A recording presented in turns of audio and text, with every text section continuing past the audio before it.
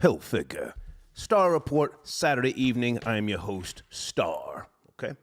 All right, I just got back in from the gym, and I'm a little tired. I'm not Aggie, but I'm tired, and I wanted to chop up a few stories with you. I started sipping already. I got a little wine here, just letting you know right now. And pardon me, I can't say a young lady. She's younger than me, but 34 years of age, Travansha Ferguson, 7 months pregnant, allegedly stealing Walgreens. This happened this past Wednesday. Her and one of her friends, when they made it out to the parking lot, a 21-year-old team leader who appears to be a black guy, went outside to confront them in the parking lot. He was then maced. He then proceeds to shoot her, the 34-year-old who was pregnant, shot her in the belly 4 times. The baby's okay. Emergency C-section, and she's okay as well. So both are expected to recover. And at this point in time right now, on Saturday, they're not sure if they're going to press charges on the shooter, who was a Walgreens employee, until they can get a report from the 34-year-old. Now, before we get into the details of people stealing or allegedly stealing at these types of places, I need to ask you. I mean, I have an idea, but how does this affect the job market nationwide? We hear about a lot of people going into different places with shopping carts, literally taking makeup, all sorts of items, leaving. Sometimes security chases them, sometimes they don't. How does that affect the job market for people who don't want to just stay home post-pandemic and collect a check? They want to go work someplace, but they don't want to, interact with animals. And I'm going to call this female an animal at this point in time. 34 years old, Travansha Ferguson, 7 months pregnant. What say you, okay? Also, my showrunner is just a question I want to ask. We've done that topic before. Pardon me. Good evening, troll babies. How you guys doing? We've done that topic before. Did prison make you a better person? Now, that's not just directed towards males. You could be a female as well.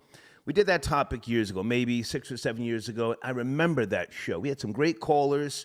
And I don't laugh at people who go to the penitentiary, because anybody can easily go if you're falsely accused, or if you do something and you don't realize the ramifications of what you've done. I've always avoided prison, as you know. Just didn't have time to go. Never scared, just didn't have time to go. You know that already.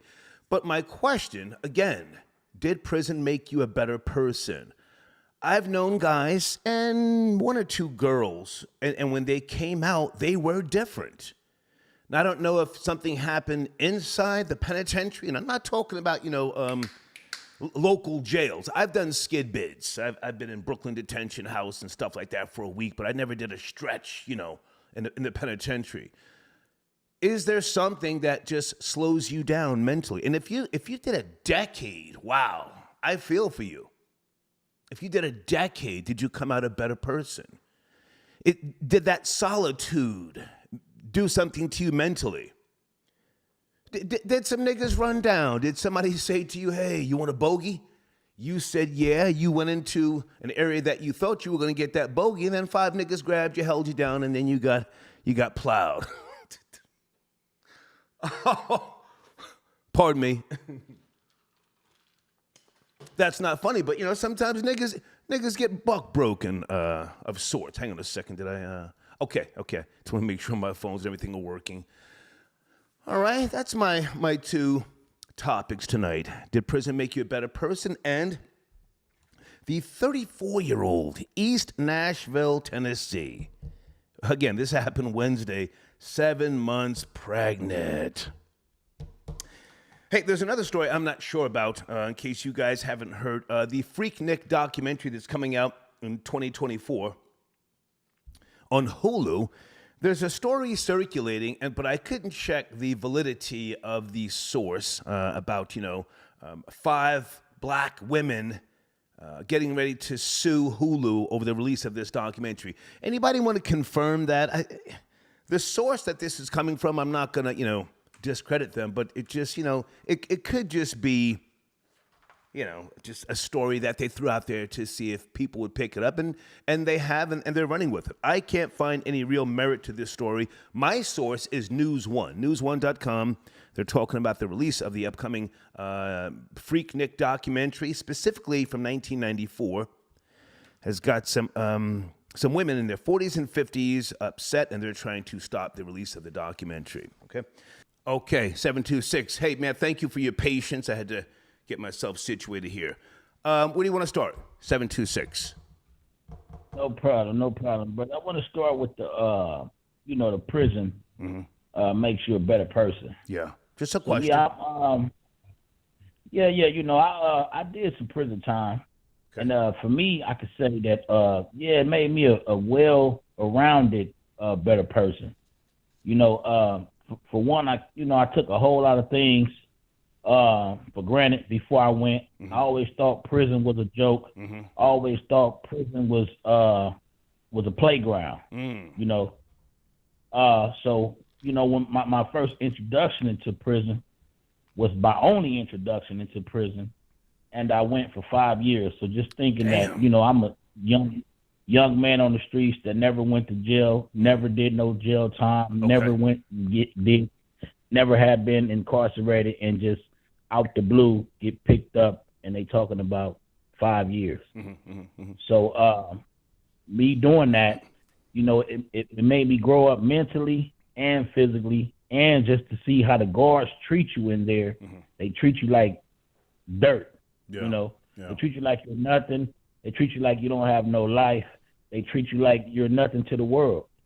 If I can interject for a second and say, I really want us to go down this path, minus the trolling. I've never been to prison. You should know this. And you don't even have to say what you went to prison for unless you want to. But so it took time away from your life, 5 years. And what was it that made you come out and say, hey, I'm going to change, or I need to change, or what changed you, if anything?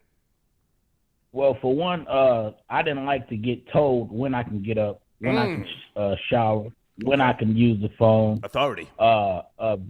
Visiting time, turn around, cough, squat, get naked in front of guards. They looking at you. Yeah. I didn't want to go through none of that no more. It was real irritating to me. I never have experienced nothing like that before.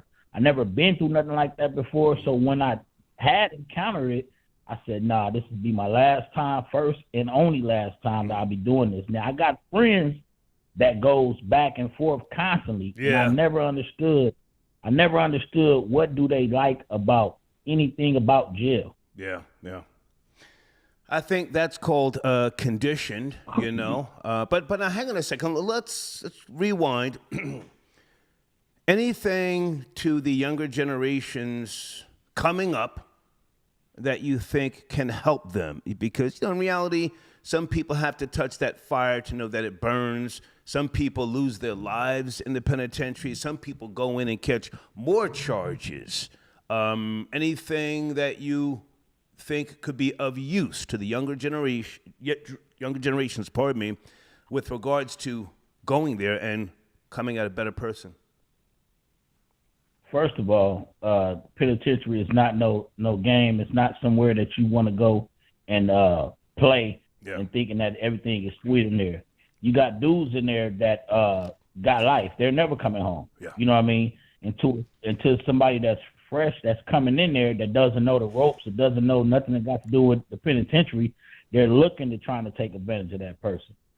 So for the younger people that think it's cool and thinking that that's what you got to do in order to be hip, in order to be liked, in order to be you, the man on the streets, is go to prison, I will tell you right now firsthand that it's not the place that you would want to go. It's not the place that you would want to be. I had a little daughter. She was 1 year old when I went in. I watched her grow up in my hands in visiting room. You know what I mean? So when I came home, I had to really get to know her all over again. You know what I mean? Because she thinking that I'm in school this whole time, because I'm telling her that I'm in school, I'm in college. You know what I mean? So let me ask you one question here. Again, I'm not trying to troll or anything. Was another man raising her, or did she know you as daddy, but you just couldn't be there physically?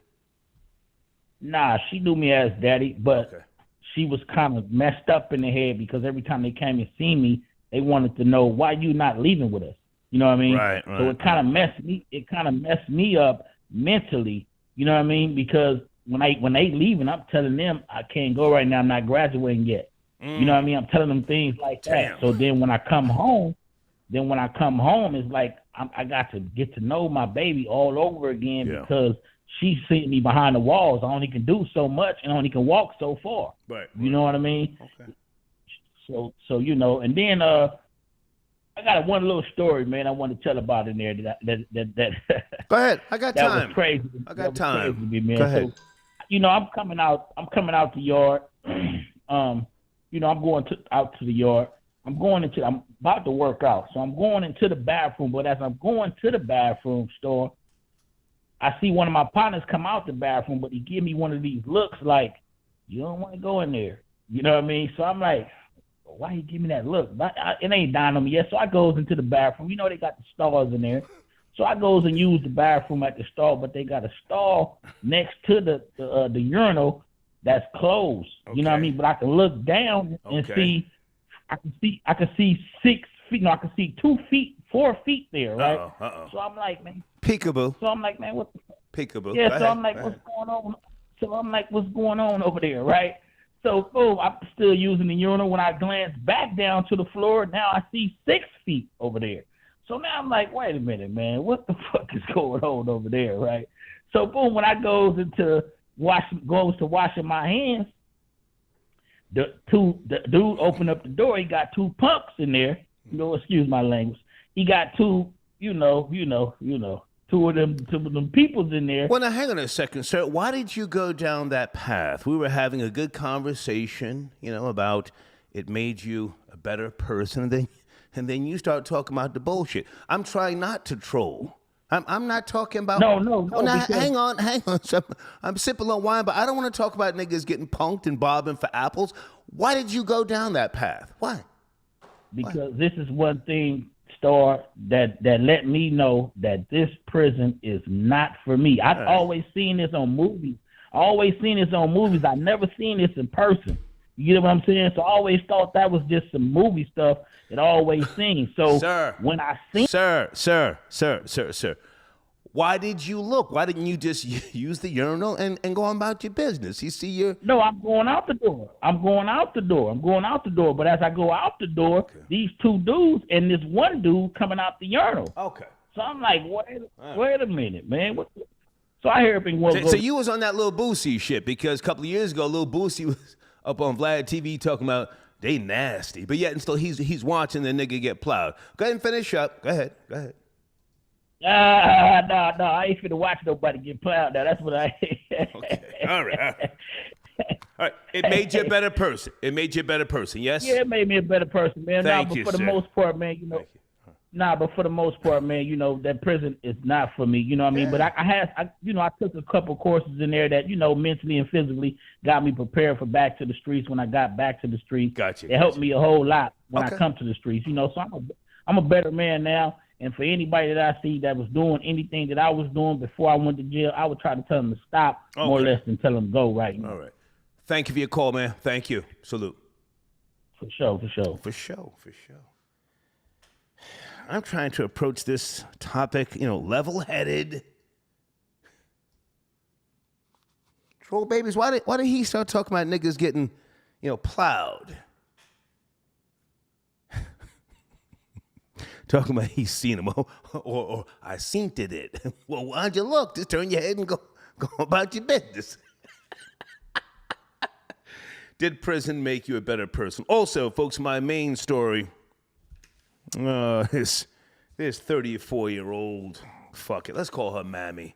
Mammy, 7 months pregnant, Nashville, Tennessee, up in the Walgreens. In case you're just now joining us, this past Wednesday at 8 p.m., Mammy up in there shoplifting, allegedly boosting.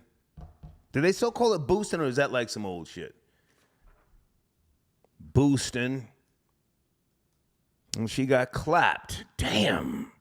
Supposedly, her and her accomplice maced the Walgreens worker. Why did he go out into the parking lot? Just let him take it. Now he's got a charge. Sit tight on the phones. I see. I just want to get this laid out here. Maurizio, got your donation. Thank you for tapping in. Okay. Yeah. Call in if you want to promote. You're welcome to. Okay. Let's go to area code 347. Saturday night, 347.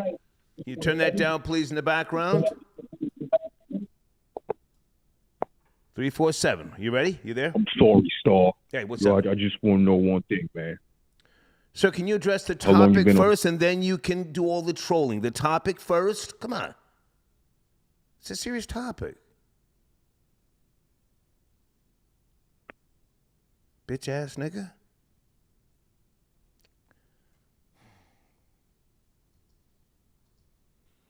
Maybe it doesn't pay to try and approach something in a rational sense. Maybe we should just dumb out Saturday night. You know, let me fix my drink. 516, sit tight. It's Saturday night. God damn. 516, you there? You ready? Yes, sir. Yes, sir. Is this Bulldogs? This sounds like Jiggy Marley. Sounds like Jiggy Marley. It is Jiggy Marley, man. How you doing, man? I had to call up real quick. Just for a little bit. Lansky's corner. I never been to prison. Okay. I can't waste time there. Right. But I was Come on. I was just calling to say what's up. See you on a Saturday night. Good Next one. Really? I know you're not talking basketball. I know you're not. Well, hang on. Let's talk basketball. Who did they play, and where are they in the playoffs? Come on, let's talk basketball. We just played the Cleveland Cavaliers versus Donovan Mitchell, who we tried to get over the summer, but people say that we didn't, apply ourselves enough to get him, and we ended up with Jalen Brunson. And it was the first game tonight, game 1, 6 p.m., and the finale was like, I'll say 4 to 6 minutes ago, and the Knicks just won in Cleveland. Okay. 101-97. So that's where we at with it right now. I'm wearing a John Starks jersey, and I really just called because a woman slapped me in the face, Star. Recently? My face is a little swollen right now. Recently? Recently? When? Huh? When? Like about an hour ago. Oh. Okay. About an hour ago. Don't say her name. Yeah. You want to tell us what happened? I'm not going to say her name. She's from Rosedale. I just want to say F you, Rosedale. F you, Rosedale, bitches in Queens. Oh, excuse me. She hit me with a hard left. Rosedale, Queens, for those who don't know. Oh, okay, so hang on a second. Did she drop you? That's the question. She was a little bigger than me, but I don't want to say she dropped me, but she had me in a position. She had my back against the wall. Lansky, did your knees buckle? Nah, my knees didn't buckle, but okay. My left eye is starting to shut a little bit, but my knees did not buckle though. Okay. My knees did not buckle though. Now hang on a second. Let's go back, Lansky, because you are a Knicks fan, and I would imagine to some degree you're familiar with Shannon Sharp. I'm pretty much done with Shannon Sharp. He brought Mandices on his show. I couldn't even watch it. Something about his mother, Collateral, and now I'm looking at Shannon Sharp like, dude, what are you, a clout chasing buffoon? Do you watch Shannon Sharp with regards to sports commentating? I watch Club Shay Shay when he has decent podcasts, and I also watch Skip and Shannon. Right. Let's also remember that Skip, a lot of people in the black community acknowledge Skip. Acknowledge Shannon. But Skip's name is first. The white man. But on Club Shay Shay, he has some interviews that are decent sometimes. Sometimes he goes like a little left, in my opinion. Yeah. Man, DC's from Harlem, loving hip hop. Yandy's husband, or I don't know if they're still married, or that's. I don't even want to waste time on him. But Shannon Sharpe, is he credible? Because I think I gave him too much credit, to be honest with you. I would start keeping it about 60-40 right now with him. You know what I'm saying? Like, I don't know if his podcast is like, I don't know who his podcast is backed by, if he personally picks the guests. So I don't want to speak on that too much, but I don't know. Like, I heard the episode you did a couple of days ago talking about that. Yeah, I mean, Shannon Sharpe's a tight end from Denver who played in Denver, and then he went to Baltimore. He's a champion. We know this. He's a champion. I just had to ask somebody younger to make sure I'm just not hating on it. But anyway, never mind him. Never mind the Knicks. All right, man. So with regards to you've never been to prison, but you've been to jail a few times. I think back in 2017 you were arrested in Philly, yes, or somewhere out there in Germantown. I did an overnight in Philly. Yes, I did. And they tried to send me to Delaware County Jail, but I ended up being there. Okay. I had to go back and forth for like 3 or 4 months to go to court type thing. But I was let out on my own recognizance on a Sunday in Philly. That's a fact. And I was locked up. I've been locked. I did a couple overnights, bro. Nassau County, mostly, and one in Philly. But I never did no prison bid. What the topic is right now. Okay. Promote your platform, Lansky's Corner on YouTube. What do you got going on over there? Lansky's Corner on YouTube. We got some new footage dropping. I have a new sneaker spot for y'all, for my sneakerheads out there who are, you don't gotta like me. You could like sneakers. I got somebody out in Glen Cove, New York, Long Island. Glen Cove. That they can repair your kicks. The home of Ashanti. Repair your kicks. Glen Cove. Yeah, home of Ashanti. That's a fact. Home of Ashanti. Yeah. So I got some footage. I did that like last Friday. Okay. You know what I'm saying? Slowly but surely, I'm getting my feet wet again, man. That's all. No homo, but Get me a new banner. Get me a new banner, Lansky, so we can get it in rotation at the end of the show. Right? Good to hear from you. I got you, boy. So listen, I hope I didn't interrupt. No, it's fine. Mess up the show. Good to hear from you. Salute. Good to hear from you. Yeah, I had a little, I was watching the Knicks game, and I had to call you, man. I would have called you off air anyway. But well, listen, go live. If you get swelling or something from the female who you say hit you, go live and show us. We need receipts. Show us the swelling, right? I will. I think I have to, man. I'm tired of being abused, man. Rest in peace, Kevin Samuels. I know you don't shout people out on your page, but it's unfortunate what's going. It's unfortunate what's going on out here, man. It really is. Good to hear from you. Good to hear from you. All right, boss. Yes, sir. All right. Salute. All right. Salute. Later. Okay. Lansky tapping in. Claims he got a little work from somebody, a female. Hang on a second. 216. Sit tight. Sit tight. Saturday night.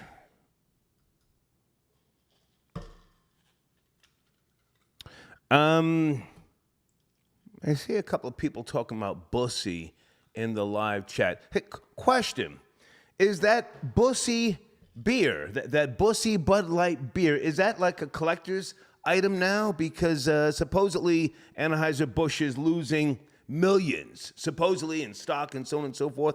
Is that Bussy beer a collector's item? If so, can you still order that stuff online, or can you purchase it somewhere? Deeds, are you out there? Where can one purchase some of the Bussy beer? Area code 216. Good evening. 216. Saturday night. A couple of topics. Sipping a little wine. How are you, sir? How you doing, man? Man, I'm calling about that jail topic. No, sir, we're not doing speakerphones as you're doing a bunch of shit in the background. Well, come on.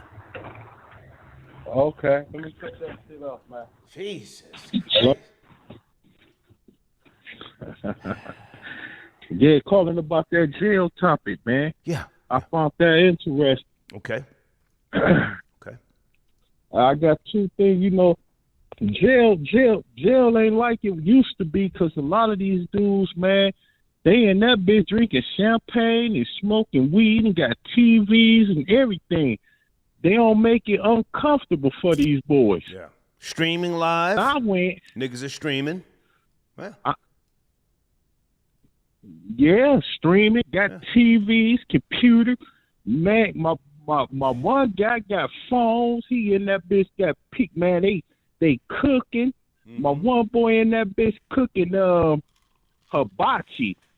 Mm-hmm. So it ain't well, sir, the question is, did prison make you a better person? Never mind your friends. Did you do a stretch? Okay, now what it did for me. Now check this out, Star. Check this out. I'm 18 years old, trying to sell drugs, and my grandmama found about 3 ounces in my boots and gave it to the police. I'm already on probation. Mm-hmm. I come home from Cedar Point, having a good weekend. Come home from Cedar Point, everybody in my family mad. I don't know what's going on, but my granny found that work and gave it. Sir, I got to cut you short. Did you go to the penitentiary? That's the question. I don't hear about, your grandmother just yet. Did you go to penitentiary? Did it make me a better person? Most definitely. It made me. How long did you do, sir? You're 18. How much time did you do? It's not like you went to jail. Man, I was lucky. I was looking at 3 to 15, but... Sir, answer the question. How much time did you do? You can't even answer a question. How much time did you do? Man, I did 10 months. Let's get him the fuck out of here. He's annoying. I want to talk to somebody who did like a 3 to 6, 8 years or 15. He ain't learned nothing. You can tell by the way he's responding. Get out of here. Goofy. Timothy, got your donation. Thank you for tapping in. I would like to have a serious discussion. Did prison, not the county jail, did prison make you a better person? Are you a female who did 3, 4, 5 years and you couldn't touch your babies? Call us, tell us something. I'll fall back. Ain't nobody trying to, troll you. Help the babies. That's what I do for the most part now on this microphone. I've done all the trolling, all the shock. I've been going viral before it was even called viral. I'm okay. Trust me. Call in and help somebody. Tell them what you went through, missing your family, your sister, your father, dying and you couldn't go to the funeral. Somebody dying from cancer and you couldn't be there to hold them.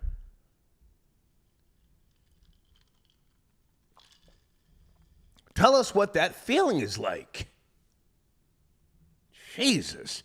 Jay, I got your donation. Star Knicks won game 1. Okay. We need you in the Garden for the playoffs to turn up on Spike. Nah, I haven't followed the Knicks all year, CP from Knicks Fan TV, he keeps me posted. He texts me from time to time. He watches the show. I watch his show. I want to see the Knicks get to the finals. I hated on them to motivate them. Please understand, Star is not a player hater. Star is the objective hater. That's what I brought to the microphone decades ago, being objective. That's why it says the objective perspective on the screen. But thank you for your donation, okay? Let's go to area code 901. Got a few topics on a Saturday evening. Are you there? 901. Yeah, how you doing, Star? Yes, sir. Yes, sir. Hey. Hey. It's the first time calling. Okay. And I was listening to that topic, and I had to call in because, the young people had to understand that it's not anything flashy about prison. Right. Now, me personally, I did 17 years and 24 days. Lord have mercy. And I had a 20-year sentence. Okay. And I had it at 85%, so I did 17 years and 24 days. But I'm thankful that I did it because I was able to clear my mind, get off the weed, get off the liquor, get healthy, Okay. and give me time to think about what I wanted to do in the future. So I got out, got my CDL, started driving trucks, and doing pretty good. Met me a nice girl. Good She for you. doing good. Good for you. So, sometimes that the young people, they when they think it's somebody they see going there, they think, oh, this daddy doing this and that. It's not like that. Yeah. I lost my mama, my daddy, and my brother. But again, Now, hang on a second. So you lost them when you were incarcerated and you couldn't go to the funerals?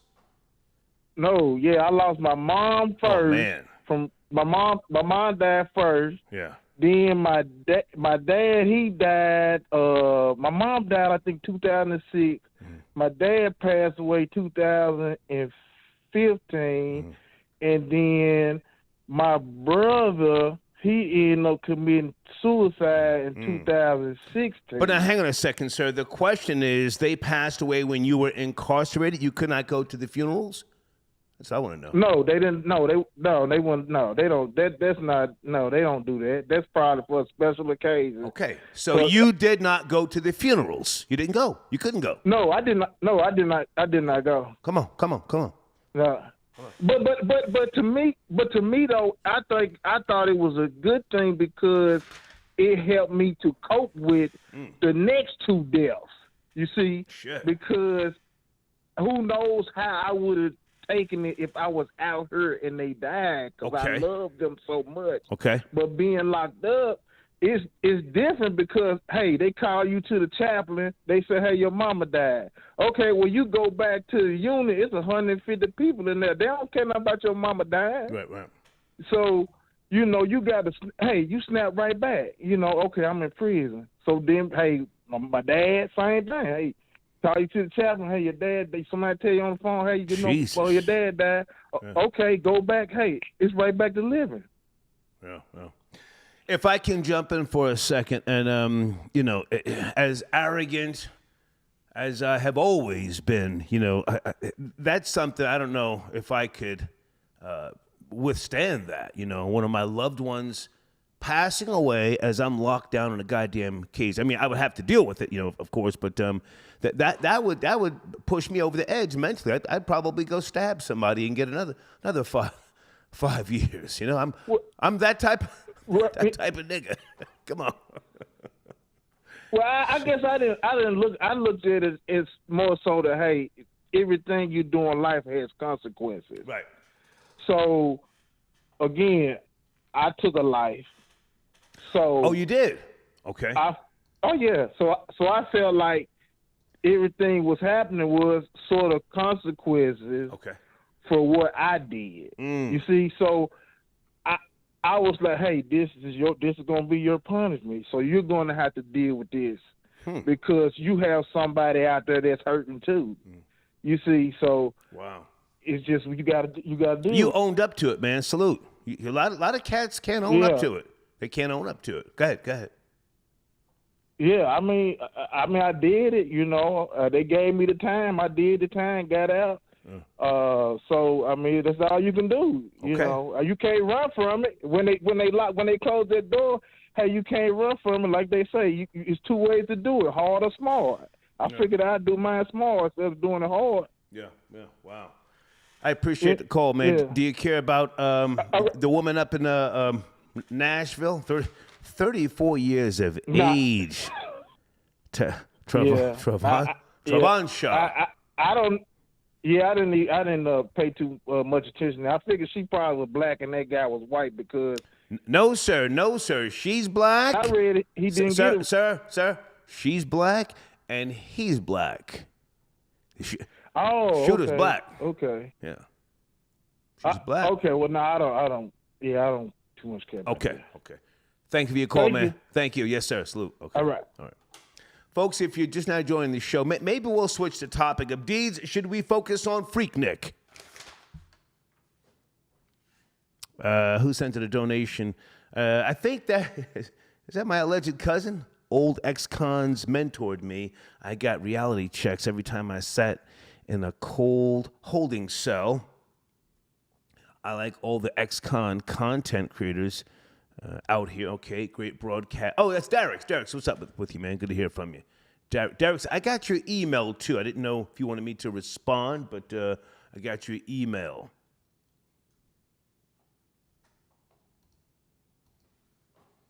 .401, sit tight, you're up next. 401. I think we're going to focus on the bullshit tonight, you know? Freaknik, hold on a second. Black women threatening to sue. Threatening to sue Hulu. Yeah, let's get to the bullshit, okay? So, Freaknik document. Okay. So I'm just going to say News One is the source. Okay? News One. Even though I can't confirm, let's just go with that. Hold on a second. Black females, prominent black females, plan to sue Hulu. Area code 401. Good evening, 401. What's going on? What's going on? Yes, sir. How are you? It's cracking. I'm doing good, man. How you doing? Are you joining the conversation, sir? You have the floor. Go ahead. Yeah, I wanted to touch on the jail topic real quick. If I can Please. still do that. Please, yeah. Did prison, Yeah. pardon me, prison make you a better person? Prison. Prison. Yeah, I've been to prison. Come on. I just wanted to touch on that and I know a lot of people can relate to this. For me, it was anger. It was the best anger management I could ever go through in my life. You know, because you got to go through a lot of shit in there and deal with a lot of people that make you angry, but you gotta kind of fight through that in order to get out. Okay. Now you're gonna get into your. My bad. You were saying something? No, come on. You have the floor. No, but for me, like before I went to prison, I was like angry. I was running around doing a lot of. Can I swear? Can I swear? Well, you don't need to. Let's be mindful of the algorithms. We're having a good conversation. You were angry. Right, you went into the penitentiary. How much time did you do, sir? How much time? Let's start there. I caught 20 years with 5 to serve. Oh. I did 20 years, 5 to serve. I did 26 months on that. I made first shot parole. I caught the bid when I was 19. Okay. You know what I mean? For I caught 2 armed robberies. One of them got amended to a larceny over 500 because the victim died during the trial. Not the trial, the pre-trial. He died during the pre-trial. Okay. Doing some car race shit. Yeah. Nothing to do with you know what I mean? But okay. So yeah, I did the time, and for me, before I went in, man, I was an angry little dude. Like I was running around beefing with everybody I saw, doing stick-ups. I was getting into a lot of stuff that I shouldn't have been getting into. And when you go in there, it's really not nothing you can get your hands on that'll really just end the problem right there. Okay. Like you can when you do on the street. So you really gotta use your brain in some situations because there's dudes in there. When you first come in fresh off the street, 9 times out of 10, you ain't built for the dudes that's in there because dudes in there is 6'5", 350-pound solid muscle. Okay. What you gonna do if he gets mad? You know what I mean? Sometimes you gotta learn how to talk to people. So when you get in there, you gotta adapt, and that adapting, it gives you anger management. When in Rome, do as the Romans do. But now, hang on a second. I mean, no disrespect, but now, so you did a lot of years. How many years in total did you do? How many years in total? I mean, if you count up everything I did from a juvenile to an adult altogether, it's probably like 6-7 years. 6 years. Okay. So, I mean, no disrespect, but now, did anybody try to grab you, pin you down, and violate? Never in my life. Hang on, sir. Don't answer so fast. 6'2". Sir. I'm 6'2". Sir, No, take it I easy. know. Let me I know finish what the you're question. Okay. We're curious. I'm not trying to clown you. We're just curious. Did anybody try to grab you, pin you down, and violate you? I'm just asking. Never in my life. I'm 6'2", 220 pounds. Okay. I've been boxing since I was 15 years old. Okay. And if you're a boxer, anybody that knows jail, if you're a boxer and you go to jail, you'll be all right. You know what I mean? It ain't really a lot of people that want to get into it with a boxer. I mean, you Well, could be, hang on. We're having a good conversation. Yep, all right, I've known big niggas, big brolic niggas. Yeah, all right. That got knocked the fuck out in the penitentiary. And hang on, sir, let me finish, please. Let me finish. Let me finish. Go ahead, sir. My bad. I've known big brolic niggas that got knocked the fuck out, and smaller niggas rammed them. I've heard stories, and some guys that I know personally, they came out and their whole demeanor was different because, you know, they preyed on the big niggas. But you're saying that never happened. Right. Go ahead. That's never happened to me, but I can actually give you I can give you an interesting story. I can give you a name, too, because everybody. No, we don't want no names. No names. We're just okay. I ain't got to give you a name. We're just asking: did prison make you a better person? You said yes. You had anger issues. Finish up, please. Go ahead.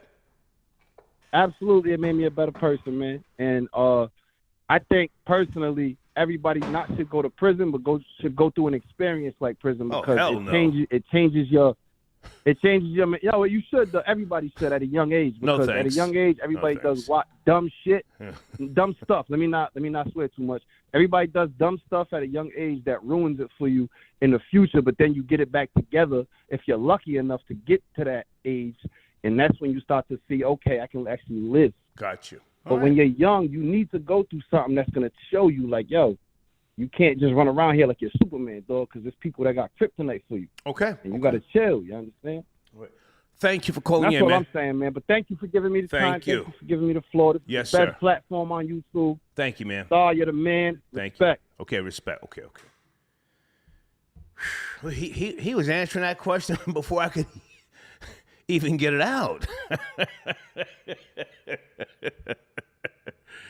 Now, I don't know firsthand, but I've heard, like, you know, they prey on the big niggas in the penitentiary. Yes, no, troll babies? I've heard stories for decades that they prey on the big niggas, on how to knock them out and to show the little niggas, yo, see this big nigga right here? We don't give a fuck. Get in line or else. All that, you know, I'm 6'5", I'm brolic. All that means to a little niggas that you got some, you know, some possible good badussy. I don't know. Jesus Christ. Hold on a second. Is that Ricky Dredd tapping in? Hold on a second. 416. Where's Ricky Dredd? Ricky Dredd from We Love Hip Hop. Good to hear from you, man. Good evening. What's cracking? Yes, sir. What's going on, Star? Saturday night, sipping a little wine, man. We're talking about supposedly five prominent black females are going to sue Hulu over the upcoming Freaknik documentary. Supposedly. I don't really have a lot about the Freaknik documentary, but that jail topic, did jail make you a better person? Come on. That really struck a chord with me. Come on. Because with me, I went to jail for a year. I had to spend a year in the penitentiary. I mentioned this on the line before, right? Okay. For a firearm. And before that, I was a raging alcoholic. I'm talking about 365 days a year. Okay. Going from different liquor stores so that people wouldn't see me going to the same liquor store every day, so I wouldn't look crazy. Okay. Just really deep in it. And when my door flew off, and they took me to jail, and it was really final. I was wearing the orange jumpsuit. That's when I stopped drinking. I came home. I got a job for the first time after I came home, like a real job, and you know, I really turned my life around, and I haven't drank since. This is like 12 years ago, 13 years ago. All right? Shit. So prison definitely turned my life around. Now, hang on a second. So I wouldn't be doing what I'm doing now if I didn't go to prison. Okay. I'm not saying for anybody. So let me ask you a question. Was it the mind stabilizing effect that made you snap out of it? Was it being in a certain condition where you couldn't wash and eat when you wanted to? Did that play a part, or was it you just, you know, saying, "Hey, I'm better now," or "This is not what I want out of life"? What was it? The ultimate decision for you? I don't know. It was a lot of a combination of that, but also, and I don't want to make myself sound like I'm better than anybody or anything like that, but a lot of niggas in jail just were so happy to be there. It made it seem like it was just not a problem. And they were really cool wasting their time. And while I was there, I was writing books, reading books. Like, I just felt like I had to use my time constructively, where a lot of other people were just okay to be there. And it was annoying, to be honest. It was just really annoying being around people who have low ambition. You know what I mean? Like, you're not gonna degenerates in jail. Degenerates that are exactly. Mm-hmm. And you know, I'm not saying that everybody in jail is a degenerate, but a lot of people have ambitions. But on average, you're gonna find a lot of people who are just a bunch of losers. You know what I'm saying? And I have better for myself than that. Well, now hang on a second, Ricky Dredd. You said that you were an alcoholic, a severe alcoholic, yes? Yeah. I would still consider myself an alcoholic because I went through the 12 steps and everything. And one thing they teach you is, even if you're not drinking anymore, it doesn't mean that you don't have that alcoholic gene in you. Hang on. So, in reality, you were a degenerate when you did your time, yeah? Yeah. I was spiraling towards degeneracy. I was a degenerate for a decade. I'm not running from that. I mean, listen, I was such a degenerate. I didn't want to own up to anything, and that's why I put it on other people. I'm keeping it real. I'm not saying, these people are beneath me. No, that was what I told myself to get out of the jam. But I was the ultimate degenerate. So you did a year, and this is in Canada, yes? Well, I was able to go to a low security camp because of my prior record. I didn't have I wasn't one of these jail niggas who, I just spent a summer in jail and I'll be right back. Like, that wasn't me. I spent a lot of time in the streets, and as I feel like as an intelligent man, I was able to get away with a lot of shit. I moved smart. And but hang on, Ricky Dredd. Mm-hmm. This is in Canada, yes? Yes. Okay. With all due respect, I've never been inside a Toronto or a Canadian jail. I've always been told that you guys have it real easy in prison up there in comparison to America. What do you say about that? I wouldn't say easy, but I will say one thing. Okay, because there's swap outs, people get stabbed, people die in prison, all that type of stuff over here, just like in the States. But the one thing that we don't have, and I was talking about this on my live earlier, is that we don't do the, how could I say this? We don't do the Budusi stuff over here. You know what I'm saying? We got a lot of Caribbean culture. Ricky.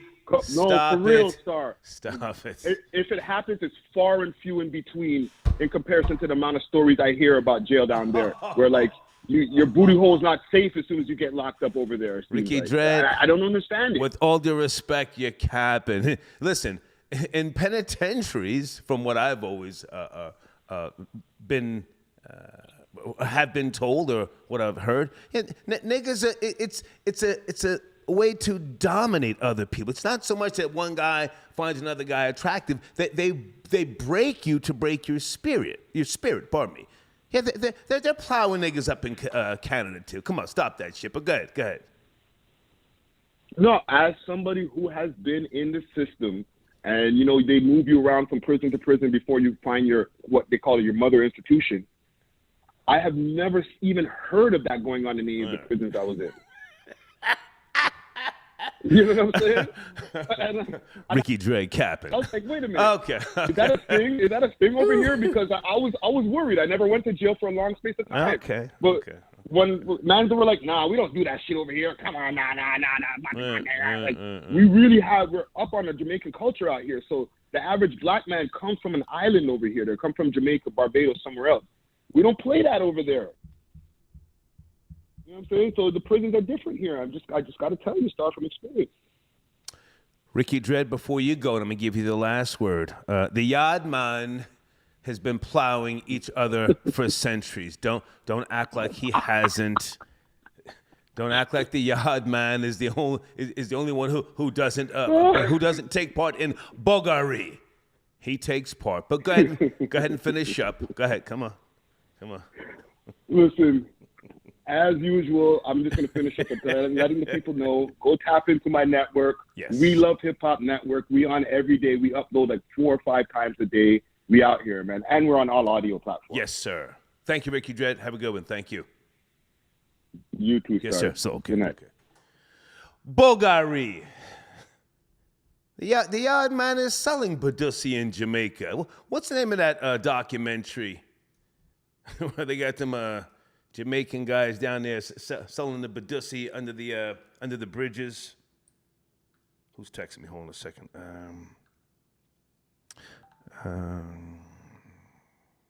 Okay, Deed says, outlets that commemorative. Okay, so that's a commemorative can? Oh, it's not for sale? I was in Kroger supermarket earlier looking for the Badusi beer just to buy a 6-pack just to hang on to for memorabilia's sake.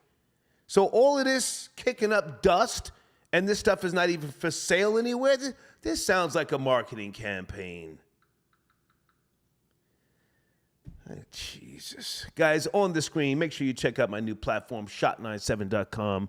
We just uploaded 30 new songs. The playlist is now 4.5 hours. Fire! 4.5 hours. New playlist, all right? Let me go to Cash App. Gangs of Love got your donation. He says, Star, you remember the movie Bad Boys? Well, with who? With Sean Penn?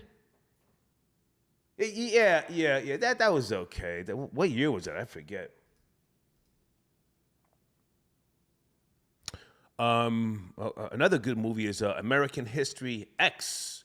Whew! That was something to see. Big Ike, I got your donation. Thank you for tapping in via PayPal. Hold a second. Big Ike says, they suing Hulu for what? I guarantee 98% are some lopsided wig-wearing, overweight, extra sloppy bitches looking nothing like they were in the 90s, okay? Low Prestige says, what do you think of academics? I'm not at the speed. Salute to academics. You can send me a link. I'm not at the speed. I don't know, okay.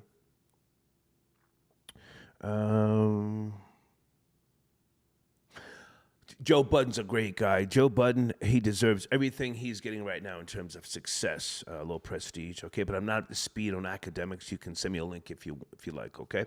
Big Aki also says, surprised Gangsta of Love ain't call in. Ain't that where he met his sweet meat with the soft feet husband at? Nigga was doing thrills for Butterfingers. Damn. And then Big Ike says, oh, yeah, I don't know if you spoke about this yet, but,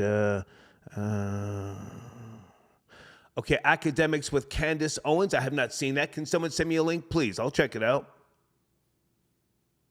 I'm not up to speed, okay? But thank you, Big Ike, okay? Let's go to area code 973.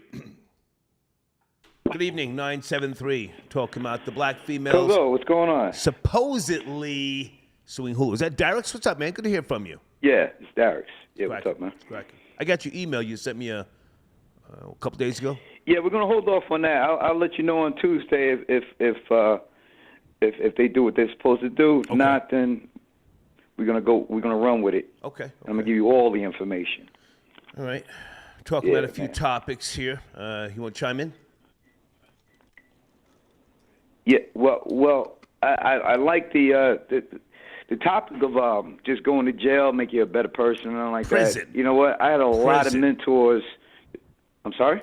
Prison. There's a difference Prison, between right. Prison. jail, local jails, county jails, and prison, the big house. Difference. Go ahead. Right. There's a difference, but if you have older men that are actually telling you at a young age what you're going to face and not lying to you, like my uncle had this guy when I started working out because, back when I was 18 years old, I used to go to Gold's Gym. They stole my money. But I used to work out with this guy, Pete the Painter. I never knew his last name. But he was locked up for a long time. He taught me how to work out, and then he would drop jewels on me. He ended up relapsing because he was into steroids and whatnot. You know what I mean? But even after that, like, I was drinking and driving since I was 14 years old. I used to steal my mother's car when she fell asleep and go pick my boys up. You know what I mean? And what young men don't understand is,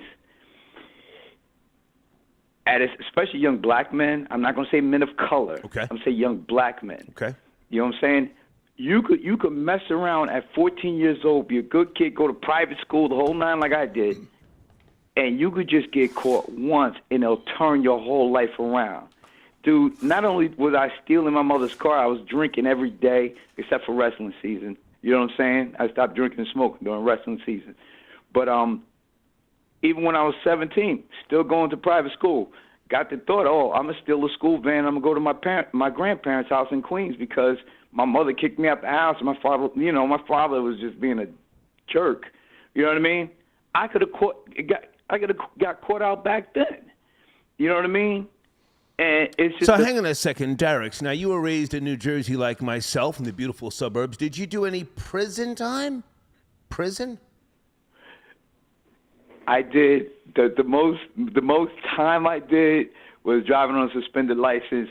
They stuck me up in Caldwell prison for a week, and man, I almost crapped myself. Right? Really? I was like, wait a minute, it's a suspended license, and basically it ain't a whole weekend. You go in there on Friday, you come out on Saturday night.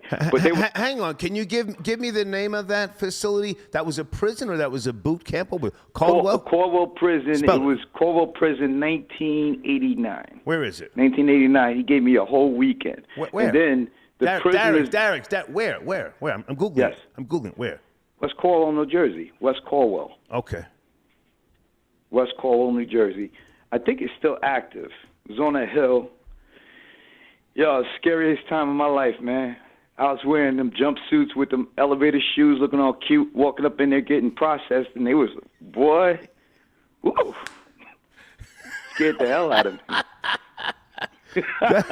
And I had a fat Puerto Rican female correction officer next to me. I was just like, how the hell is she going to protect me from these monkeys?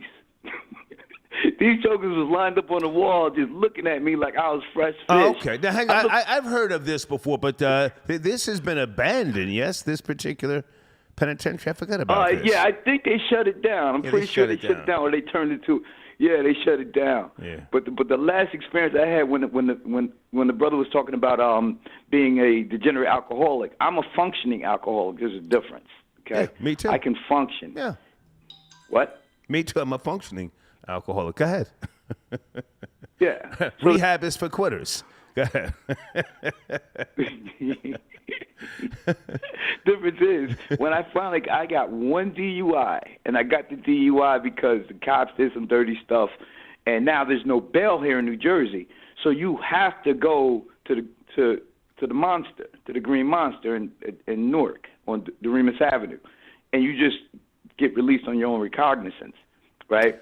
But while I was in that holding tank, like my man said, there's a bunch of degenerates in there that they just playing. It's just a joke. And then I had this one old guy. Well, now hang on a second, Dirks, because you're jumping all around. So you did a week. You did a week in the. No, they got me the hell out of there in 24 hours, bro. Even the cops came up. They were like, "Nah, get him." They pushed me said you did through. a week. You said you did a week. To which one is he did a week or you did? I said I did a weekend. A weekend in West me. Caldwell for the suspended license when I was 19. Okay, so the question, hang on. Did it make you a better person? That's the question. Yes. Okay. Yes. And let me tell you what would change my whole aspect of the whole thing. I'm still Mr. Tough Guy, right? And I'm in there. This was like 3 or 4 years ago, maybe 5 years ago. And I'm sitting there on the bench, and we were just waiting to see the judge. And I already knew I was getting out. You know what I mean? I had slides on, and it was the middle of winter. You know what I mean? So I'm freezing. I actually had to steal an extra pair of socks to get to Penn Station. But this guy is staring at me, and he can't take his eyes off me. And I'm not super handsome, but I'm a decent-looking dude for 50, whatever I was, 50 at the time. Peekaboo. And I'm like, God damn, I don't know if I can take this dude. And he's pulling on the end of his penis while he's staring at me. Now, there's 20 of us in here. and I didn't know what to do. I didn't know if Derek, you're telling on yourself. Get the hell out, Derek, you know? slow down. You're telling on yourself. Take it easy. I know you like the bussy talk. No. You're giving us the bussy talk. Slow down. To other people before. Derek, I'm not ashamed. You're telling. What? Go ahead and finish up. Number 9, hang on. I see number 9 in the queue. Go ahead. I don't want to talk to him. No, I'm not bringing him on with you. Go ahead. Okay. Yeah. Right then and there, it was a fight or flight type of situation. Am I going to stand here and play the man and check this joker, right? Or while everybody's sitting there watching this dude, I'm like, he was 5 feet in front of me, tugging on his shit, staring at me. I was like, yo, I gotta get the hell up out of here, bro. Fuck. And that's what it was, man. That's just what it was. Okay, now hold on before you go. So why did you tell us that? We're just trying to find out, did prison make you a better person? You're talking about some guy jerking on his joystick and he was reckless eyeballing. That's all I needed. Why'd you go there? That's all I needed. I needed 24 hours of looking at that in that cold cell with 20 other dudes that are playing, joking, yelling at the female officers, talking about their crimes in the cell. In the cell. And you said, this ain't what I want. This ain't what I want. This ain't what I want, right? Yeah, this ain't what I want, man. I want to go back home. My daughter was mad at me. Okay. My youngest one was, but she figured it out. I think that was her second time in the police car. Okay. You know? Listen, Derek, I got to take other calls, man. Good to hear from you. All right, take care, man. Keep me posted. I got your email. Like I said, man, let's talk if you want to talk about that, all right? All right. Yes, sir. You. Thank Later, you. bro. Okay, Derek's tapping in my alleged cousin. Uh-oh. Gene Richmond. Yeah, I was thinking about calling you earlier, number 9. How are you, sir? Good to hear from you. Hello, my friend. Yeah. Shalom. Shalom. And good evening to you. Good evening to you. How are you on this fine Saturday? Yeah. I hear the ice in your glass. Might you be sipping? What's cracking? Oh, I'm having a small libation. It's a Saturday night. Why not? As you should. What's cracking, man? Well, it's an interesting conversation tonight, and what I'm getting from what I've been hearing is that America needs more prisons. I am now in favor. At one point, I thought the prison industrial complex was this big corrupt faction of people who just made money off of developing prisons. But now, listening to these documentary style stories from your guests that was just on, I believe that we need more prisons, because we don't need less prisons. We need more prisons to put these degenerate blacks and Latinos away, because these stories are mind blowing. And I'm saying that there are more bottom feeding degenerates than I thought in our society. We need to put these guys away where they can almost never come back out. Because some of these stories are bizarre, and it just shows you the level of depravity that we have in our society. We need more prisons. Okay, now hold on. So now, you yourself, you've never been to the penitentiary. You have been arrested. We've spoken about that before. What's the longest amount of time you've done in the county jail, a holding pen, something like that? What's the longest amount of time you've been locked up for? Maybe about 2 hours. Okay. 2 or 3 hours of both. That was it. Was that for stalking that white girl? Allegedly stalking that white girl up in Connecticut? Well, first of all, no. Well, for starters, it was never stalking. Now you're alluding that it was stalking. I said allegedly. I said allegedly stalking. Allegedly. Well, it was a misunderstanding. You were banging. I showed up to her house. Hang on. You were banging on her door. It was 3:00 in the morning. You thought she was in there with some other black guy, and she called the police. Right? Something like that. What happened? I'm not sure who she was in there this with. Fucking door. I had been drinking. You were drinking. I had been drinking. It was a long night. I showed up to her house because we had a fight. She stormed out of the party, and she wasn't answering my calls. I've been drinking, so I showed up over there, and she wouldn't answer the door. She claimed her son her son was in the house, and I was scaring her son, and and I was like, fuck it, call the cops. I don't give a fuck. I need to know what the fuck's going on. I need to talk to you. So that was the longest you've ever been detained, for 2 hours? Yeah, it was a couple hours. Okay. And they cut me loose. Okay. Yeah. So the question. The question really doesn't apply to you then. Did prison make you a better person? Any associates, any friends who've done a stretch 3 years, 7 years? Did they come out different, or did they come out more angry? Any personal friends, family, if you will? Well, I had a cousin who did 8 years, but I really didn't get to interact with him when he came out because he got deported back to Haiti. Okay. After he got out, so they sent him back, and I really haven't spoken to him since. So I really don't know what his behavior was when he left and how it altered his characteristics. Okay. But I will tell you this: it fascinates me that after all these calls from tonight, no one got raped. I mean, how is that? Well, how is that even possible? Well, hang on. I mean, I'm trying not to go down that path. I want us to have a healthy conversation to possibly help younger people. I don't want to troll anybody, make fun of somebody who may have gotten raped. But the point or the objective is, did it make you a better person? Sometimes you have to go through some type of severe tragedy before you can evolve as a male or female. So I don't want to clown anybody if they were indeed violated like that. Go ahead. Okay, let's take the whole rape thing off the table. So a man was in prison for 17 years, and he did not crave sexual interaction. He did not want to be in the comfort of a physical touch. I didn't ask him. Just physical I didn't ask him. What's that? I didn't ask him about that, or I don't think I didn't focus on that. No, I understand, but I just find it odd that somehow no one's having sex. No one's touching anybody. All these callers that called in, no, I'm from the Caribbean. No. And evidently in Canada, no one rapes anybody in Canada. In Canadian prisons, they just don't touch each other. Right. Through all the prisons in the world, the Canadian prisons have no sexual interaction. None.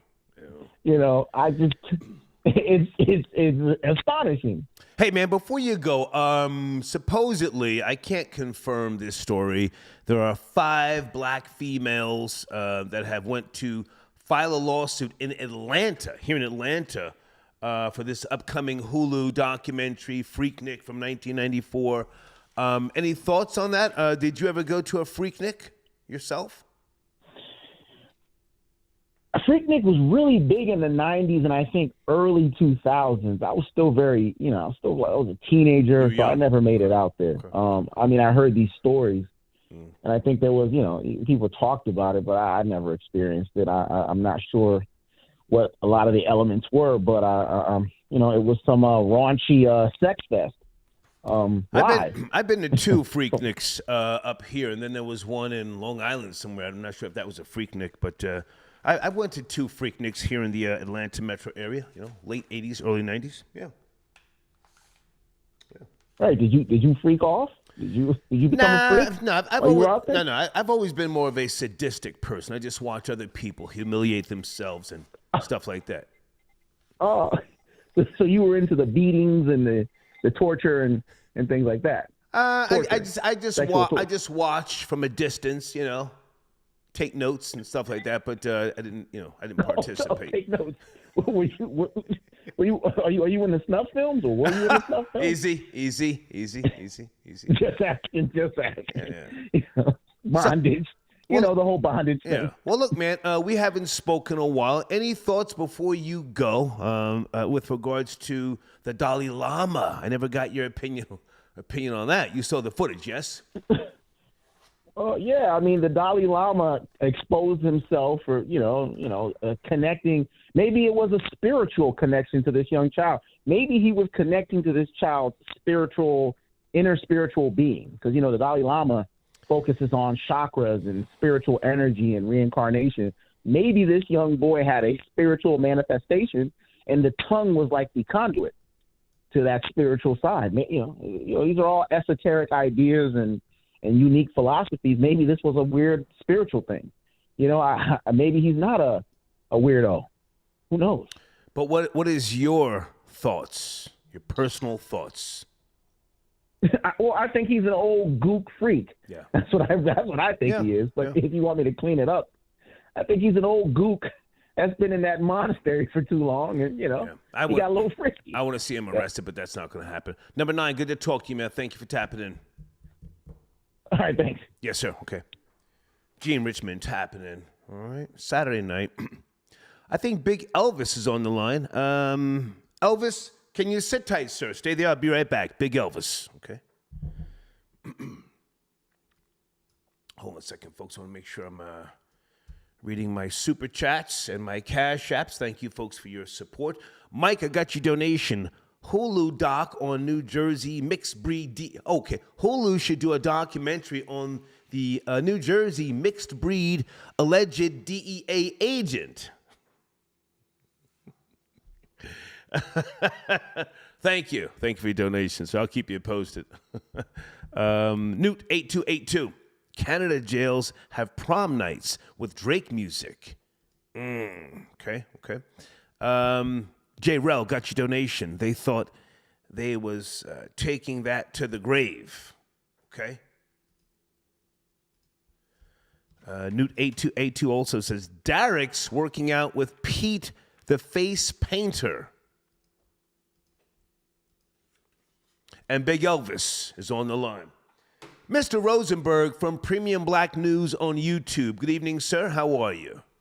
Elvis, the chef. Good evening, Star. This is Big Elvis, the Chef Rosenberg. Good to hear from you, man. Calling out of the tri-state area. Where do you want to start? We got a few topics on the table Saturday night. Well, I was interested in, you said something about the prison system. Did it make you better? Yeah, the question, did prison make you a better person? This is for females also. I really want to get some insight here. We approached this topic 6 or 7 years ago on the Star Chamber. I'm not laughing at anybody who did time in the penitentiary because, truthfully, anybody can get wrongly convicted or get caught up in something and then go to prison. I have not myself, but I've known people that have come out and they were better, and I'm wondering if it's just the whole mind stabilizing that goes on, or is it something that just makes you grow up whilst you're confined? Have you been to the penitentiary yourself, Elvis? Unfortunately, yes, I have. Really? Go ahead. I went in as a young man, a young adult. I went into the prison system. And let me tell you, man, it didn't do anything but let me know that I didn't want to go back. Okay. Because I looked around me and everybody around me, I was like, people here. Your phone went out. Say again. Your phone went out. Say again. Can you hear me now? There you go. Yeah. You were saying? Go ahead. Yeah, I was just saying that the prison system made me realize that I didn't want to be around these people. Okay. I couldn't relate. I couldn't relate to the camaraderie that they had, and I couldn't relate to that whole tribalism and the gangs and all that stuff. Just didn't appeal to me, and I knew that I wasn't going back from early. I left out at 21 years old, and I was like, never coming back here. They don't have to worry about that. I found a job my first day home, and that's a fact. I don't mean to laugh. But now, okay, so was it the overall feeling of being under the rule of authority, or was it the people themselves? What made you say, this ain't what I want? Give us some insight, because I really don't know. That wasn't for me. Being told when to shower and being told, asking permission to do things, it wasn't for me. I had already when I was 15 years old, I was an emancipated minor. So I knew what it was like to have my own place, even if it was just like me renting one of those rooms in a kitchenette in Harlem somewhere. But I needed that freedom. I couldn't, I did a lot of working out and I did tons of reading. I read 100 books before the age of 21 years old. Okay. So I was reading a lot. I was doing a lot of writing. I was writing science fiction and things like that back then. And I couldn't relate to the people there that cared about, wearing Nikes and it just wasn't. I couldn't relate to the people there in any way, shape, or form. Now, hang on a second, Elvis. You were born and raised in New York City, yes? Born and raised. Born and raised, yeah. I was born in Brooklyn. And what year were you born? I represent the Tri-State. I forget. What year were you born? I was born in 73. 73. Okay. Yeah, 73. Right. Listen, I'm no tough guy, but I wasn't scared of prison. If anything, I was such a sadistic, narcissist, degenerate, and a proud lowlife in those years. I could have handled it. I most certainly could have. I would have preyed upon the weak. I would have set people up. Oh. When I went to Rikers Island, early 80s, I was under a different name, a Puerto Rican.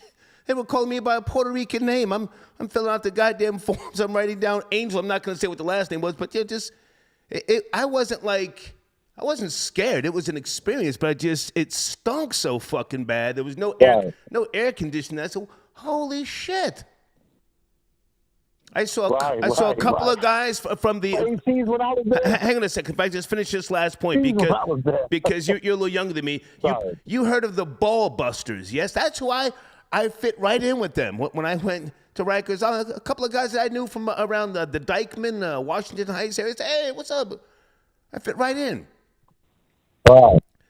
Yeah, I was a piece of shit. Like you. Hang on a second. Let me just say, I was a piece of shit that could have went and did 3 years if I had to.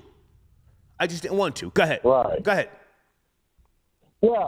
Respectfully, I used to regulate guys like you all the time. Like, I just was different. I was real different, and I knew how to fight too because I boxed. You wouldn't have regulated me. 17. I'm sorry. You wouldn't have regulated. No, not you. No. I'm not talking about you. I don't mean any disrespect in any way. I would have had you jumped. You're a big guy. How tall are you again? Yeah, they tried to do that. I've been jumped before. That's nothing. That's light. That was nothing to me. That was another problem too. That I was vicious. I was vicious. They referred to me on my paperwork that I had what we call the light switch. Yeah. Personality. Because I can go from being the nicest person to being very, very vicious. So I needed to get out of there because I could flourish too, but not as a creep or a backstabber. Like if I found out somebody was a sneak thief, they had a problem. If I found out that somebody snuck up somebody, they had a problem. And everybody knew. Everybody knew. If Elvis finds out you a sneak thief, you're going to have a real problem. So be easy around that dude right there. So hang on. So Elvis, so it made you a better person? That's a question here. Did prison make you a better person? No, it didn't make me a better person. Me reading 100 books made me a better person. Me trying to articulate my words made me a better person. Me recognizing that this ain't for me. This is for stupid people. And there was nothing but stupid people in there. Yeah, I remember I told you, I don't know if you remember, I had to do 30 days in Connecticut for some cannabis. Okay. And this was like maybe 7 years ago, 7 years ago. I had to do 30 days. They clapped when I walked out of there. That 30 days was up. The inmates got up out of their chairs and clapped as I walked out the door because I was letting all of them know, y'all just a bunch of dummies in here, man. I was reading that paperwork. You couldn't believe what niggas fall for. It's ridiculous. So I'm just saying, niggas is falling for anything. Right. For anything. They were like so happy to get me out of there. Hold up. Every week I would buy 3 pairs of slippers just to give out the slippers to new people that came in. You know, the people that came in, because everybody's buying candy and all that kind of stuff. I didn't buy not one thing of candy. If I would have been there 6 more months, I would have had everyone in that facility off of the commissary. We would have hit them in the pockets. Shit. I estimated that they was making $150,000 a week, and I had the proof of it. I was showing all the documents and saying, yo, what we need to do is not get no commissary. You know, but 30 days was enough. They knew, let's get this N-word out of here. Okay. So, anyway, I'm sorry about that. No, but it's fine. I appreciate. I respect it. I respect your show. Yeah, no, that's I respect your show. Tell us what's coming up on Premium Black News on your platform, please. Well, we took on somebody new. We got Daniel B. He's come aboard. I did a couple of test shows with him. I think I like him. So we're still. It'll be Wednesday, 9 p.m. Nice. And we're gonna keep it going. We're gonna keep it going. Nice.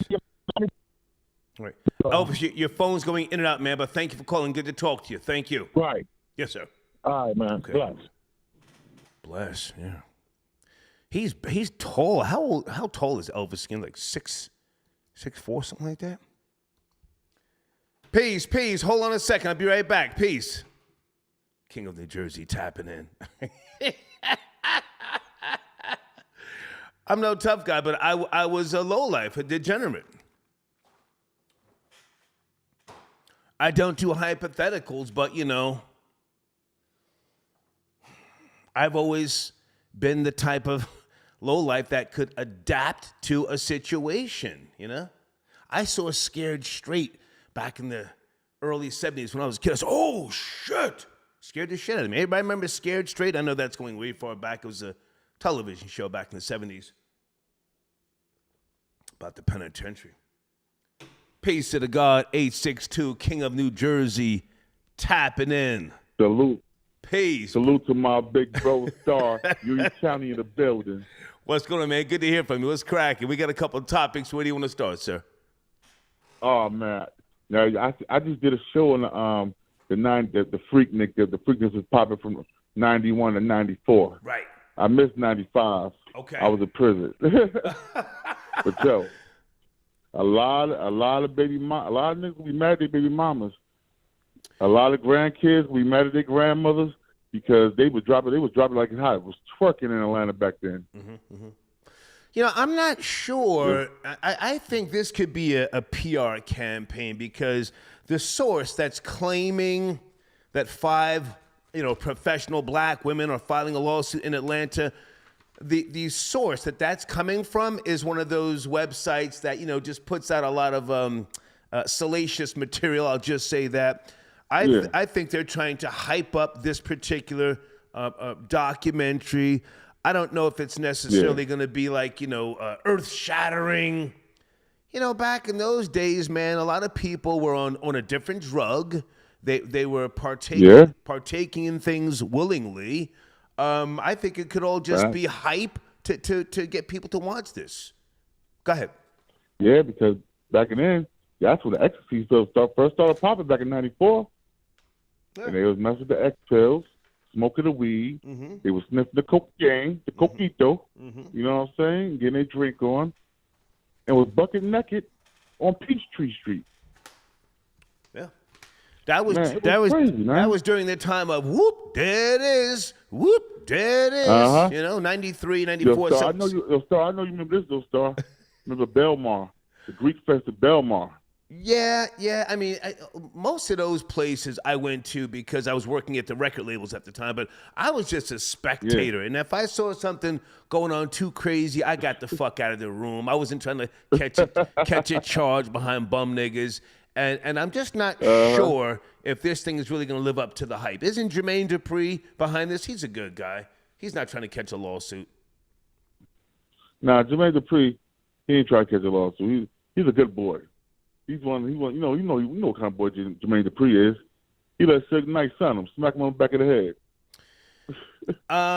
Is that a rumor? Is that a rumor or is that confirmed? I heard that was a rumor. Well, I heard it's a rumor, but I heard it from a lot reliable sources. You know me being bodyguard and right. bouncing in different atmospheres. Okay. People tell me a lot of stuff. Yeah.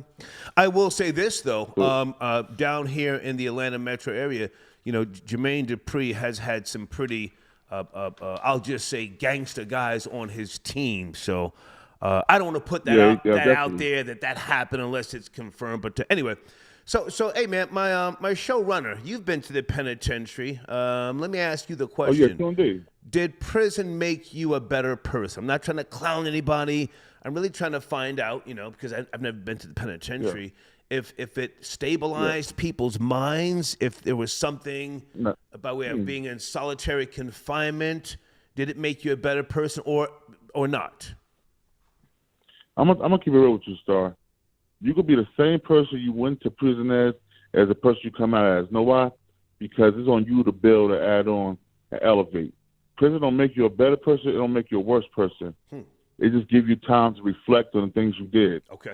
So if you come out, you decide you want to be the biggest drug dealer in the world. You got all the ingredients from being around the worst criminals in the world. If you decide you want to come out and be the most humblest, business-oriented person in the world, you're going to do that. You want to write books, you're going to write books. Right. Like I said, Elvis the chef, he a little dude. He's 6'5", I'm 6'7". We used to eat dudes like him for lunch in prison. You know what I'm saying? Well, listen, I don't want to take shots at him. I'm joking. He's a good guy. He's a good guy. But now, okay, so how much time did you do in the penitentiary? First time I did 5 years, from 18 to almost 23. The second time I did 3, and the third time I was at the feds for 2. So you it took a lot for you I did 10 years on installment plans. Wow. So it took a lot for you to reach a certain point when you said enough is enough. Enough of just saying what I want to do for the rest of my life, right? Yeah, it took a lot, but I was home for 17 years before I caught my federal case. Okay. I was bodyguarding and running security for different clubs. As you know, you came to Wilkesboro before, and I was holding at that bar. You know what I'm saying? Yeah. So I was doing clubs. I was on the road with a lot of people. As soon as I came back to Jersey after my divorce in 2017, everything fell apart for a hot second. So now let's talk about you in particular, because as you've just said, you've worked in the entertainment field as a bodyguard and a chaperone and so on and so forth. So now, did you reach a certain point mentally, or did you just get older? Because sometimes people just get older and they get sick and tired of being sick and tired. I'm trying to do a deep dive of somewhat without going down the path of the whole sexual. I got older. Come on. I got older. You know what I'm saying? When I was younger, I wasn't worried about that because I still had my whole life ahead of me. Okay. Once you get older and it happens, you're like, oh, look at my dumb ass. I'm sitting there with kids the same age as my son. So I was like, nah, I can't do this no more. Kids call me Pops, OG, Unc. I ain't nobody Unc, Pops, or OG in prison. I hate that Unc. You know what I mean? Yo, Unc, I hate that Unc shit. Unc shit make you sound like a crackhead. We used to call the crackheads Unc back in the day.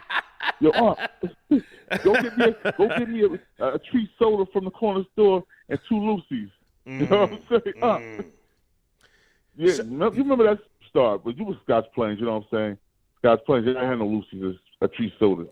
Scotch Plains, I tell people all the time, was such a beautiful place. I haven't been there in years, but there was nobody shooting dice on the corners where I grew up. Nah, there was no after-hours spots. No, it was. Star, my family. Hang on, I just want to say this one. Black family.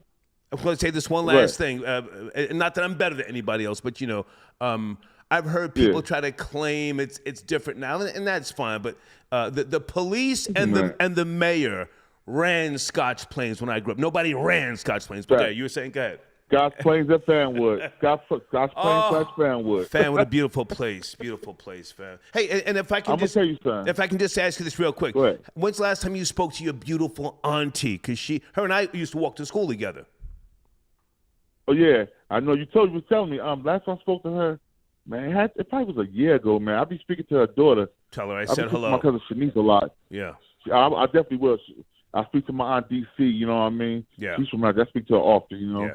Yeah. But you know what I'm saying? Great I was family. telling people, man. Great Scotch family. Plains, Great family. Your family in Scotch Plains. But I'm sorry. Go ahead.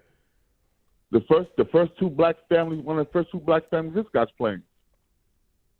Yeah. The Masons and the Tonys. Mm-hmm. Mm-hmm. Yeah. One of the first two black families. My father's mother and my father's father. Mm-hmm. So Scotch Plains was like, it was like a vacation to me. You know, I come from Elizabeth, Pioneer Homes, all that, and to go to Scotch Plains for the holidays was like going to Miami, Florida. Well, look, man, I appreciate you calling in. So, to pull this back in to the showrunner, did prison make you a better person?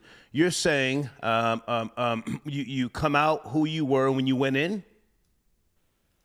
Yeah, unless you decide you want to change it. Prison don't make you or break you. Okay. It's who you decide you want to be. Okay. Period. Okay. You could be if you're an a-hole when you go to prison, you could be an a-hole when you come home. Yeah. I've seen a lot of old niggas. They went to prison, go there, get all this knowledge of self, and come home and be the same person they was before they went in. Yeah. Yeah. Prison don't change you or make you or break you. It's who you are inside that shows who you are. Okay. Not what you've been, not what you did. These cats be fugazi with that, man. Yeah. Yeah. For real. Good to talk to you, Born. Salute. Oh, yo, I'm gonna let you know. I'm gonna be doing. I got interviewed by Hip Hop News Uncensored. Okay. Last week. Good platform. Good platform. They're about to interview me again Wednesday. So I'm gonna send you the link to the interviews from last interview. Send me the link. All right. Good to talk to you. Salute. Salute to you, my brother. Yes, sir. Okay. You're county in the building. I'll let you call me brother because we're from Scotch Plain, but that's it. Yeah. You know we got that, man. Yo, let me say one thing. Go ahead. All y'all, make sure y'all check out the King of New Jersey, BTB TV, Mr. Eastwick on YouTube, right. on Instagram. You know what I'm saying? We got to show Jersey love. I respect Jersey. I give love to Jersey. Absolutely. But shout out to my big bro Star. Absolutely. Salute, Much man. love. Good to talk to you. Okay. King of New Jersey tapping in. Really good guy. Hold on a second, folks. Let me get my information on the screen if you want to advertise on the show here. We send out analytics so you can see, everything with regards to your target demo. The analytics, are very detailed, broken down by age, demographic, different regions, different states and countries, okay? On the screen, that's the email address. Rory, I got your donation. Thank you very much. And Rory, I'm going to be talking to you next week because you helped me out, man, with that playlist. Salute, Rory. And we've got some other things we're doing this week in terms of the SEO, search engine optimization. But thank you for your donation, Rory, okay? All right, King of New Jersey, I spoke to him. Wizard, I got your donation. Thank you for tapping in. He says, pick up 470. Wizard, sit tight. You're up next. Stay right there. Stay there. Okay. Okay, I spoke to him. I spoke to Rory. Sit tight. There's another Rory. Rory, sit tight. I got you coming up next. Okay. And okay, let me go back to that email. Area code 470. Good evening. Are you there? 470. Are you there? Evening, hey. Hello? Yes, sir. Good evening. How are you, man? It's crack. Hey, Star. I wanted to reply to, did prison make you a better person? Yeah. As for myself, yes, prison did make me a better person. I went to prison in New Jersey. I'm from Newark, New Jersey. Okay. Little bricks in between Jealous Avenue and Livingston off of Muhammad Ali. Okay. So can you make some adjustments? Your phone is going in and out. It's going in and out. We want to hear what you're saying. Can you hear me now? A little better. Go ahead. Yeah, so before I went to prison, I was in the county jail for some time. Okay. And when I was in county jail, they send you to Central Reception and Assignment Facility. That is also known as CRAF. Okay. That's where you get assigned to the prisons in New Jersey. So when I went there, the first thing that they did, they told me to strip. And it reminded me of the scene off of Juice with Blizzard when he was robbing the bar when Tupac went in there and wanted to join them. They said, everybody strip, take your clothes off. And I'm like, oh, what kind of mess is this? Okay. So at that moment, it didn't hit me, but I got sent to Bayside Prison because I thought I was a tough guy in the county. So they used my county infractions to send me to an adult prison. At the time, I was only 19. Okay. So I served 3 years for gun possession. So during that time, I learned structure and I learned how to be humble. So when I got out of prison, it helped me with everyday life as far as managers, taking orders, and just humbling myself and things of that nature. So when I got out of prison, I decided to become a plumber. And now I'm in a union and being down here in the South in Atlanta, Georgia area. Good for you. Had I not went to prison, I wouldn't know how to bite my tongue or humble myself to, progress in life and have a good career, because that's what I needed. So as for me or my personal experiences, prison definitely made me a better person. You know what I mean? Okay, hang on. Stop right there. There. Okay. I mean, no disrespect. I'm a low-budget sociologist. Low budget. Did you grow up with a father? Yes, I grew up with my father. Okay. But I'm not gonna say no, but he was there, but he wasn't really there, if that makes any sense. Like my father introduced me to plumbing, which is why I wanted to get into it. Like, he was around, but he didn't spend as much time with me. Yeah. I'm not one of those people who thinks that just because you didn't have a father in the home that, your mother's to blame for everything. I mean, there's stats. Hang on a second. There's stats that would say otherwise to what I'm saying, but I'm not one of those people who's always going to blame the single mother. Okay, so you went to the penitentiary for how many years again? How many years? The 3 years unlawful possession of a weapon. That was 3 in years. 2011. Yeah. So that was like college in a sense, yeah? Yeah, absolutely. Yeah. And I think about that today. I'm like, I could have went to college for these 3 years that I wasted with my life, but Yeah. I can't look down upon you, nor can I clown you. I hung out with thieves, lowlifes, degenerates, scat-tile bitches, $2 whores, criminals, murderers, literally murderers. And I was one of those people too. In no way, shape, or form am I trying to act like I was better than somebody. I was the lowest of the low, the cutthroat, backstabbing, conniving, demonic individual. So I fit right in. But okay, so you're a better person, and you're a plumber. You're in the union? Yes, sir. Good for you, man. I'm getting my master plumber license right now. Like, I went through the apprenticeship program with the union. Good for you. I got my journeyman, so now I'm going off to get my master plumbers. And I would say on my experiences, like with prison and learning how to humble myself, being structured and being on time, and just, it definitely helped me out in my everyday life. That's just for me. Okay. I don't know about everybody else, because I'm like, man, this ain't no place to be. Like, I like to be around women. I like to be able to get on the phone. Like, you know what I mean? It's just, but to champion on to what other callers said, that some people be happy in prison. Yeah. Just being a law-abiding citizen now, it's rough out here. You know what I mean? Just for the average Joe. So I can see why some people may seem happy to be in prison, because they don't have to pay for rent, they don't have to pay for food, they don't have to pay for car notes. You know what I mean? So it's a whole lot of weight that's taken off of them. And when you come into the real world, nobody give a fuck about nothing. Capitalism is king. You know what I mean? So I just want to get my input. And thank you, man. Thank you. I appreciate the call. Thank you for keeping it real. Thank you. All right. Yes, sir. No problem. Thank you. Have a good one. You too. We're having a good discussion here tonight. I know it's Saturday. I'm sipping a little wine. Skylar Saunders, okay. Sit tight, sir.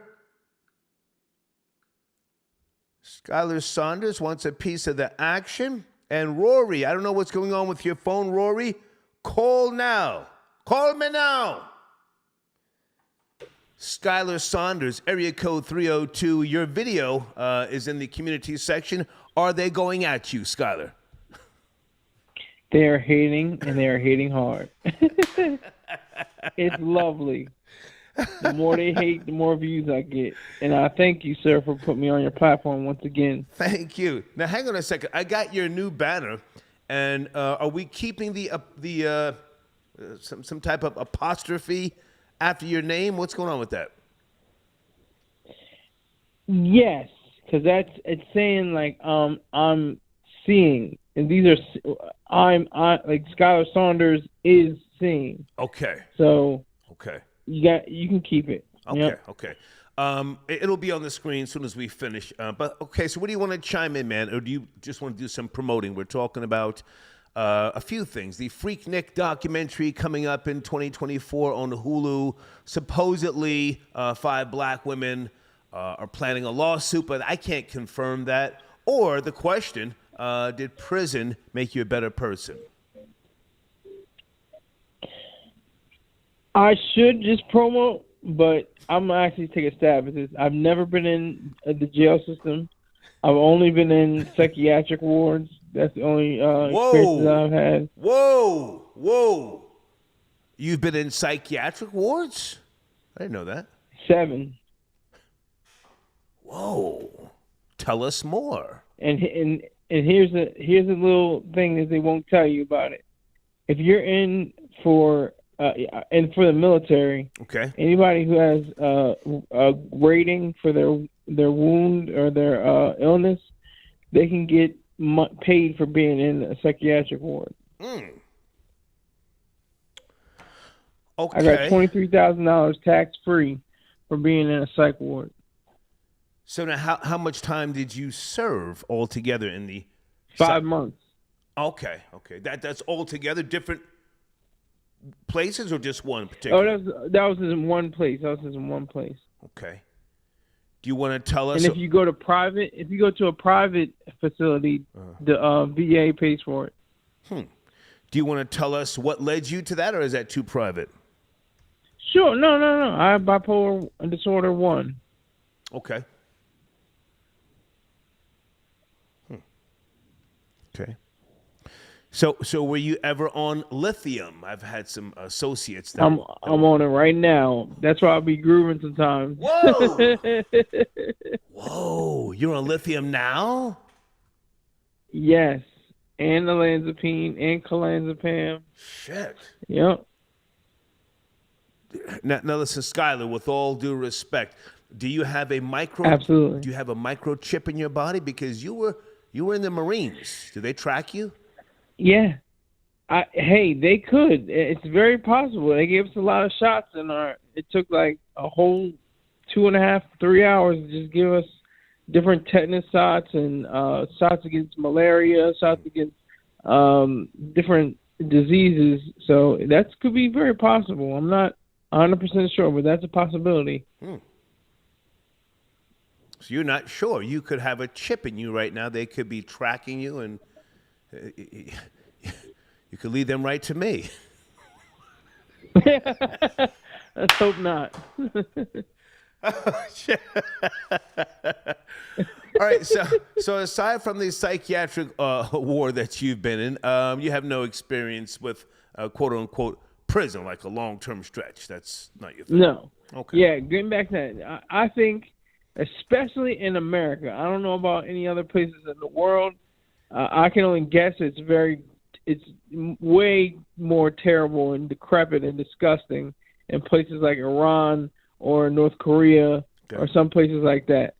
But or even Mexico. I mean, depending on what jail or prison you're sent to. But in America, I mean, you're being rehabilitated. It's not just, and you're being corrected. They're called correction centers and rehabilitation centers because of the fact that those who don't have life in prison that will visit the society once again, they will have the opportunity to know what it's like to have a job, to know what it's like to have a family, to know what it's like to raise kids, and if they have the possibility to improve themselves, they can go to school sometimes. They go online, take online courses.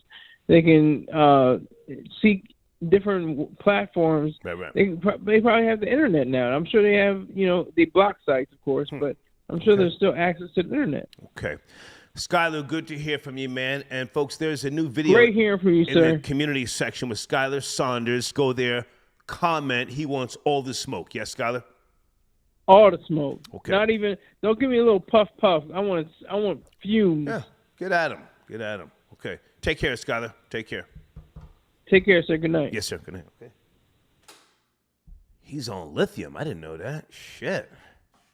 Ebony, I got your Cash App. I don't understand your message though. Ebony, something about on air. Thanks, Storm. I'm confused, but thank you for the donation. Blade says, salute to Hulu for exposing these old thots who want to lecture young girls now that they're fat, over the hill, and not in demand anymore. These kids haven't done a fraction of what these old bitches were doing in their day. I would have to say facts. And do you know why? Because they were under the impression back then that the footage or being filmed would never pop back up. That's part of the reason why I was such a degenerate. I wasn't worried about, some shit popping up in 20 years. I just said, what? It's his gun. And his sister, we got the drugs from her. I just said, what? Get me out of here. I mean, there was 2 occasions, and I'm talking about when I was arrested and being in that interrogation room. There was 2 occasions when a black cop, he said, in 20 or 30 years, he said, what did he say? You might feel different about what you're getting ready to do. I just looked at him and I said, I can live with that. Just like that. I can live with that. So anyway, so the point is, whatever's going to happen on this Hulu documentary again, I'm sure most people won't like how they conducted themselves once upon a time, but is it going to be sexually graphic? I doubt it. I doubt it. I don't think Jermaine Dupri is going to put something out there to bring in a lawsuit. Hey, I'm looking for Rory. Rory, what type of phone are you calling from? Rory, are you calling from a T-Mobile? T-Mobiles don't work. Let me text Rory. 929. Sit tight. I'll be right there. 929. Hang on. Are you calling from T-Mobile? Troll babies, T-Mobile phones don't work, right? If you're calling to the show, something.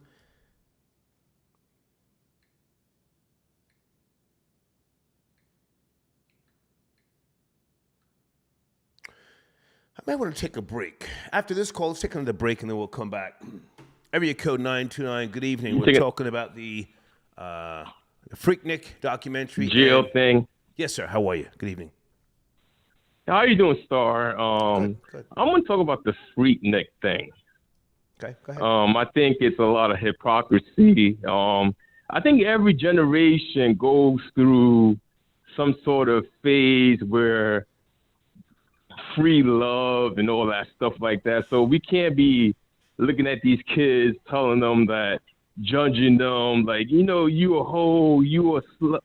I don't want to mess up the algorithm. Mm-hmm. Judging kids because they were doing the same things that they were doing when they were young. Right. The thing about it is we should teach our kids our mistakes to break the cycle of having babies out of wedlock and such and so forth. So it's just like, throughout every civilization in the books, you have the Greeks, the Romans, the Egyptians, even the Hebrew Israelites. They were all freaks. I'm from the tribe of Benjamin. I label myself as a Hebrew Israelite. I'm from the tribe of Benjamin. Okay. Even there's a story in the tribe of Benjamin that says there was homosexuality in the Hebrew Israelites in the tribe of Benjamin. Mm. That's a fact. But that's just the point. It's just like we have these hormones through these processed foods, and these kids, you know, when they get exposed, when they lose their innocence through they getting their mobile phones now, and then they're labeled 16, 17, 18, they can watch pornography and all that stuff. They teaching sex education in the curriculum of high school. They're teaching kids in junior high what to identify themselves as in gender, male or female. Kids should be kids. And now they're exposing them at an even younger age to these sex things. And that's why we have these Freakniks and going down to Florida and having a ball. These things will never end because that's what we push. We give these condoms out to kids in high school and tell them that's normal to do these things, right? So in college, if you have the money to live on a dorm, if you're fortunate enough, I didn't have the money enough to live on a dorm. I had to commute to school. Okay. If you have the money to live on a dorm, you're gonna have these sexcapades, if you will. You know, so sexcapades. If you want to teach your kids to like, if you don't want to, be careful because these kids got these hormones. Yeah. And they're going to go crazy. You know? Well, let me just jump in for a second. I think that most people, with regards to the, not most people, the Freaknik documentary, they're trying to amp it up. You know, I don't believe this story about 5 women trying to sue unless we see these women and we get more details. I think somebody is just trying to hype up the goddamn documentary. But go ahead, finish up. That's an interesting perspective that you have. I would have never thought of that if you said that, if you haven't said that. Just 5 supposed women just coming out of woodwork to talk about, I don't want to be my name or video footage of me. You know, I can understand that. But if it was... Well, now, hang on a second. You know, in today's day and time, we have to really push ourselves, and not just those in the media like myself, but consumers as well. We have to push ourselves and to get to the root of a source, because there's so much fake news, deep fakes, and other things. People literally want to push this stuff just for kicks. And you have a lot of these corporations, they pay for bots, they purchase streams to fluff the sales of different artists. They've been doing that for centuries. I used to work at the labels, so I know that game. So these stories that come up, you know, we have to say, hey, is this real? Is this nonsense? Is this bullshit? But go ahead and finish up. Go ahead. Right. And that's why Donald Trump was able to win that election, because freedom of speech.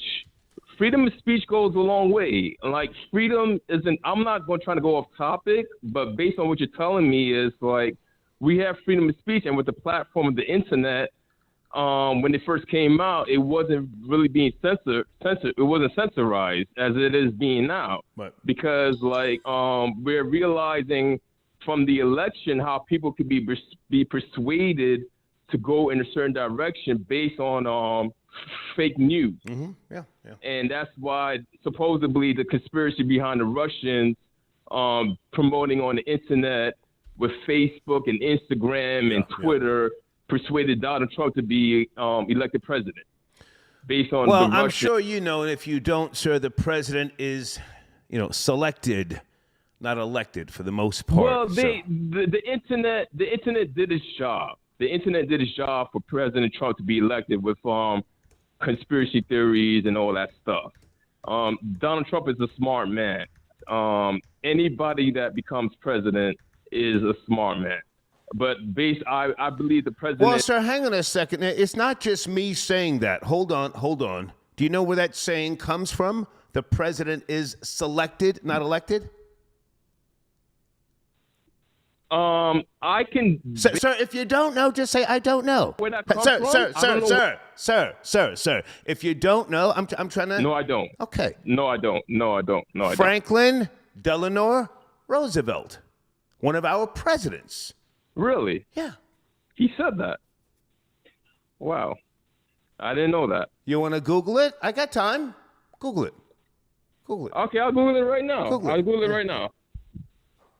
But I can't put you on speakerphone. It's so okay. I can't It's okay, sir. Google it. I'll wait for you. It's Okay, cool. Franklin night. D. Roosevelt. Okay, I got you. Yeah, FDR. He said that. Never mind, Star. I got you on speaker. FDR. What do you say? FDR, and he said the president is selected, not elected. Is selected, not elected. You're a patient man, Star. Say again? Say again? I said you're a patient man. Yeah. Yeah, it says it right here. It said FDR. What I see it on Google. I have it on the Google search engine. It says quote by Franklin Delano Roosevelt: "Presidents are Delano elected." Delano, sir. Delano. I didn't see the R. Maybe the R is silent. I'm you sorry. might be dyslexic. That's okay. Okay, so that's who said that. You know what? I might be dyslexic, undiagnosed. Okay. Well, hey, man, I appreciate the call. You have a great night. Thank you so much for tapping in. You too, Star. Thank you too, Star. Thanks for not hanging up on me. Hanging up on you. Okay. Let me take a break, folks. Turn the AC down. It's getting a little cold in here now, huh? Okay, back in the building. Star Report. Late night, Saturday. Okay.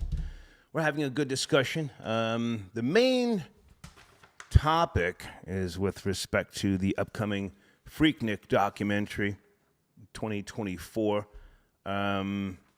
Supposedly, some black women, black professionals, according to News One and other sources, plan to sue Hulu over this 1994 Freaknik documentary. That's my source, News One. And I can't confirm this. I think it's just, some type of hype. Maybe Hulu's behind this story. I don't know. But that's the main topic. Also, one of my sponsors, www.johnflowersphotos.com. Check them out. Tell them I sent you. Say again, www.johnflowersphotos.com. Let's bring in area code 808 on a Saturday evening. Are you there? 808. Tapping in. Hey. Aloha, how are you? I'm good, sir. Thanks for your call. This is great. Yes, this is Alias from Twitch. Okay. Oh, are you one of my sponsors? Yes, sir. Hey, what's up with you, man? Okay, so I put your banner on the screen. You are a great show tonight. Earlier, thank you, man. Thank you. The game exchange, yes? Yes, sir. We swapping game, man. From Jersey to California, from Cali to Hawaii and back. Okay. Let's talk about your platform first, and let me get your showrunner lined up. We have a brand new banner of yours in my community section. What is on your platform when people come there? What is it you want them to know, please? Honestly, it's to hop in that live chat and get to talking shit the same way. Excuse me. Talking mess, talking junk, talking gang. Okay. You know what I mean? I'm born in Jersey, but I grew up in South Sacramento. I'm born Long Branch, Red Bank, Little Silver, South New Jersey. Okay. But I went to middle school, high school in Sacramento, California. Sacramento, yeah. I just came back from there in November. Yes, I was in Sacramento. I saw. You made your way across the states unscathed. Congratulations, sir. Yeah, I've been going to Cali. Been going to Cali for a lot of years, and okay. So your platform, you specialize in gaming. Tell us more. For the Twitch thing specifically, yes, it's gaming, therapeutic gaming. It's esports. Okay. I'm out here in Hawaii, and I help work with disabled veterans, and we do therapeutic gaming. And one of the things that I specifically do myself is couples gaming, husband, wife, or what we call it family gaming. Husband, wife, mommy, daughter, things like that. So that's a really important part of us bridging the gap with the conversations with our soldiers who have PTSD, TBI, depression, anxiety. Okay. So how often do you stream on Twitch? Twitch TV /Project Alias. Alias, correct. Yeah. Yes. Daily, honestly, at night. Unfortunately, because I'm streaming from Hawaii, the time difference is kind of rough, and I like to have my East Coast people in. So I typically get from 10 p.m., which is about 4 or 5 a.m. Well, I'm not sure if you know, Hawaii doesn't have daylight savings time. I've never been so there. Depending on what time of year. I've never been to Hawaii. I hope you get out here, man. Hopefully we make some money off of this Twitch shit and I can fly you out. This Twitch stream and I can fly you out. Pause. Don't fly me out. Pause. But go ahead. Pause. Yeah, absolutely. Let me clarify. Yeah, pause. We're How long, not flying men out like how that. long have you lived? But again, the reason. How long have you lived in Hawaii? Since 2004. I got stationed here actually when I was 19. Oh man, thank you for your service. And you did. Thank you for you. You decided to stay. You said, "Hey, this is where it's at. I'm staying here." A mixture of opportunity, an opportunity to trailblaze, to do some things. You know, when you're black and you get opportunity to do something in business, you got to take it. And then the other side of that is, once I got here and I got to get in with the local community, not the actual military or the vacationers. Okay. It's a very beautiful place, and they needed help, and it called. I hate to say it like that, pause, but it called to me, being that I work in the medical field. Nice. I'm putting your link in the live chat, and I'm going to get your banner lined up first, as soon as the show ends. Okay, so you stream daily from Hawaii, and you say you encourage couples to stream. I do. Explain that. Stream with my wife as well. Explain that.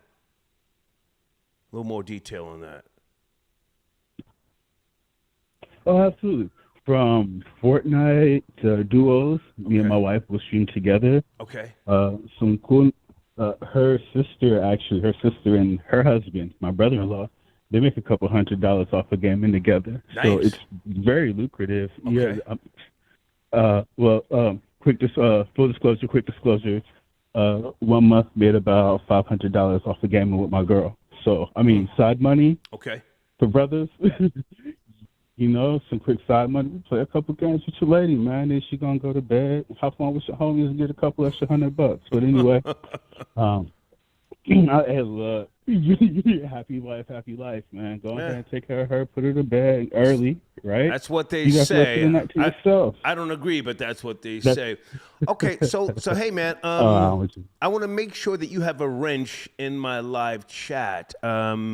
Much appreciated. Yeah, email me your YouTube channel as soon as we finish talking, so that I can go into the settings and give you a wrench so that you can promote your link in my live chat. All right, I want to make sure that's working for you. And I appreciate you as a sponsor, folks. Make sure you check this man out. He's in my community section. And let's get you back on the line, man. I'm actually live right now. Are you? Hop in the chat and talk some junk to me up. Okay. I'm live right now on Twitch.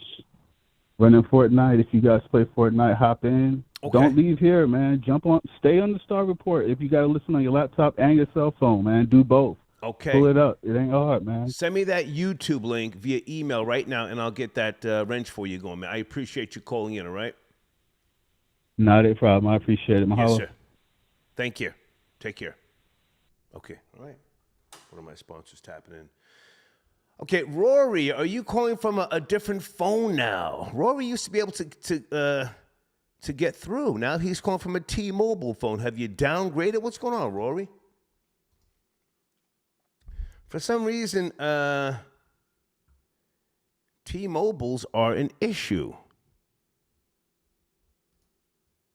T-Mobile phones are an issue calling into this phone system. Hang on a second. Let me see something here.